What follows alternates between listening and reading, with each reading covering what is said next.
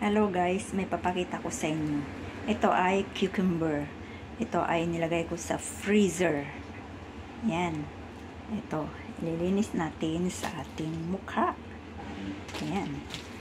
So, ito na po siya guys. Ayan. Ito ang ating cucumber. Then, in-slice ko siya. Then, nilagay ko siya sa freezer.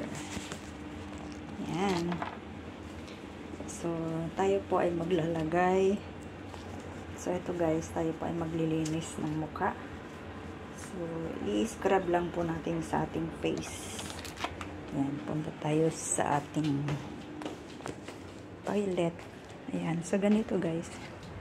Ayan. Ang ating scrub. Ayan. Ang ating mukha. So, bali, dalawa po yan, guys. Kita natin. Gawin natin sa dalawang mukha. Kita po ang ating scrub. Ayan, ang ating scrub.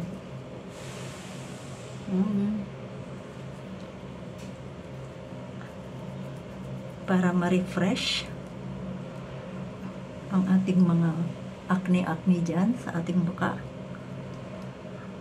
At kung ano pa, anti-aging ang sinasabi. Ayan, libre na to guys. Para hindi na tayo gumastos ng mahal. So ayan, habang malamig, lagay natin kasi pampaano rin yan ng mga blemish ang ating mukha.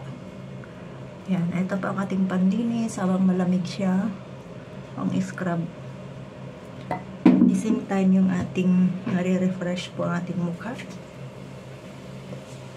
Yan, maganda pong gamitin, try natin. Ito napanood ko lang po sa isang vlog din. Yan, pwede nating gayahin, tingnan natin kung ano ang ating magandang resulta. Yan, ang ating cucumber. Hindi lang po kinakain. Pwede rin pang paganda. Ayan. Ang ating, lagyan natin ng ating eye bag. Kasi malaki po ang aking eye bag. Try natin. So, gawin po natin ito guys. Kung magagawa natin mga 2 times. Ayan. 2 times a day. And the morning and night. Ayan. Morning and night.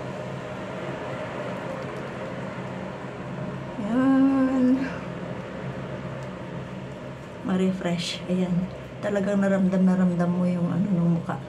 Refresh niya. Ang sarap sa pakiramdam. Lamig. Ayan. At the same time, namamassage po ang ating mukha. Ayan. Thanks for watching.